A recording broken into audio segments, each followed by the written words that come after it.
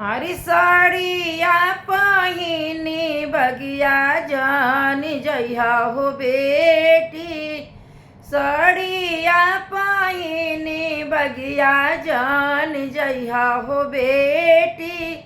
बगिया में दूल्हा शिकार खेले हो बेटी। बगिया में दूल्हा शिकार खेले हो बेटी। करवा चढ़ा के बिहने ले जइहे हो बेटी। पानवा खिया के मनवा मोह लिहे हो बेटी। पानवा खिया के मनवा मोह लिहे हो बेटी। पापा के गुड़वा धई के रोइली हो बेटी। चाचा के गुड़वा धई के रोइली हो बेटी।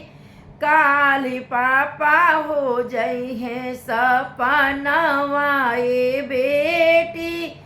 काली चाचा हो जई है सपनवा ए बेटी। अरे मम्मी के गोदिया लगी सोइली है बेटी। चाची के गोदिया लागी सोइली है बेटी। काली मम्मी हो जई है सपनवा ए बेटी।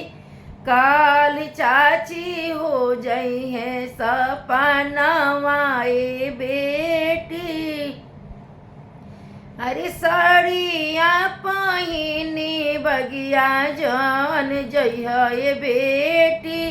बगिया में दूल्हा शिकार खेले ए बेटी। बगिया में दूल्हा शिकार खेले ए बेटी।